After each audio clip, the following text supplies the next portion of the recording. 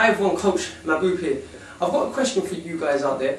What is fear about? What is your understanding on fear?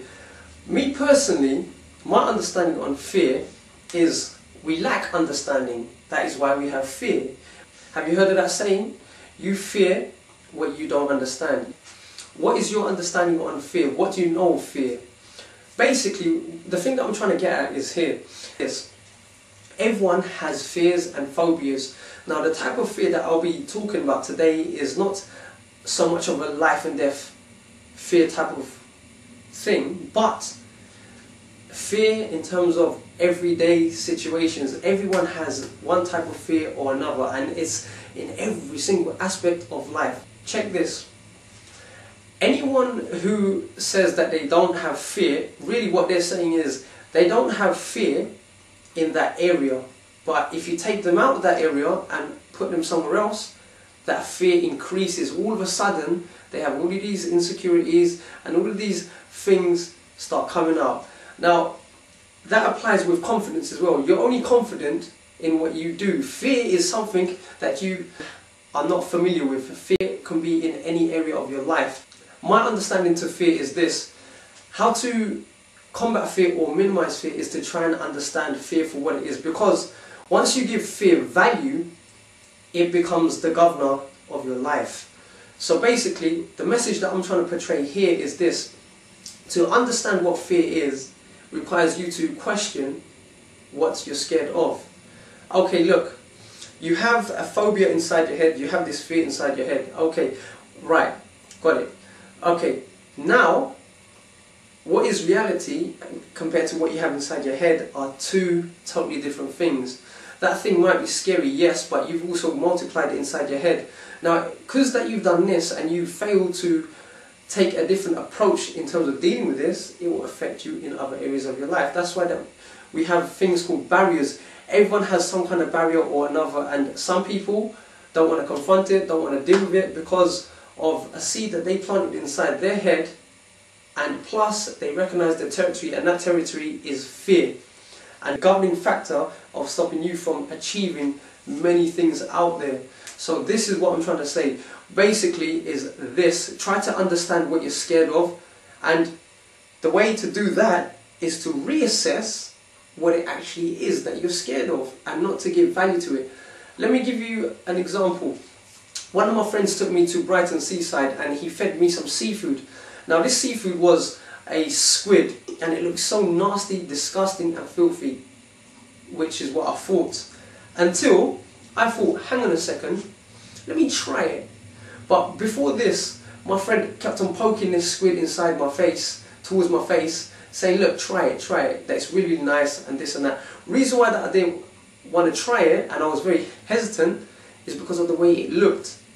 Until I actually thought, hang on a second, if this was sugar coated with really nice toppings or a bit more crispier looking, I would have gladly eaten it. This is the same concept that we have with fear. We judge fear according to the way that we see things. Now this is the key. The key is the way that you see things and perceive things are totally different compared to what it actually is. Now, because I changed my approach in terms of dealing with this squid, I ate it. Once I ate it, it did really taste nice. Once you've conquered the fear, you can apply this concept in many other aspects of your life. I guarantee you that you'll succeed at a lot of things that have been holding you back in life. You plant that seed inside your head, and that seed turns into a tree, and then that tree has many branches, and those branches represent life. Many areas and aspects in your life that will stop you from achieving. Now this is what I'm talking about here, guys. This is why it's so crucial to get a different insight, a different understanding on how to deal with fear. You may not be able to conquer it totally, but at least you could minimize and move on. That's the key. This is the example that I'm giving you. So anyone that appears to be confident or this and that, it just means that they know their subject in that area. That's all it is. But you take them out, they're just like you. They have fears and phobias like yourself. And guys, I'll give you another example. In my training that I coach people how to combat barriers. Now, one of the things that I use personally is the power of vocabulary. Meaning is in this, look, when I tell someone to do something, the first thing that they'll say to me is, I'll try, Mabs. But then I'll tell them, no, I don't want to hear, I'll try. I want you to change your word and say, okay, I will do, okay, I'll do it, or okay, it's done. These are very confident and affirmative words for you to go out there and do it. So I try to encourage that with many of my people that I train and coach and teach. Because look, when they say I try is like trying to say that they have a fear, they have a barrier inside their head that is stopping them from achieving. Now, the reason why that they have that, because the seed that they planted inside there has taken over a portion of their state of being, their state of psychology, and what you want to try and do is recondition the way that you think and the way that you say things to yourself, because anything that you say to people would come back on you.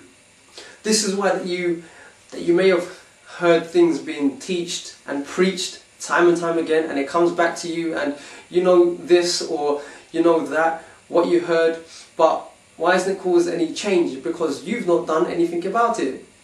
This is why, or you've not got the lesson to move on. Because every time in life, every time that you move on in a stage, something new comes your way. Anytime that you don't, and you get the same things, the same knowledge coming towards you, it means that you've not learned the lesson. Or it could be meaning, or it could be a reminder. The thing is, for change to happen, you need the experience.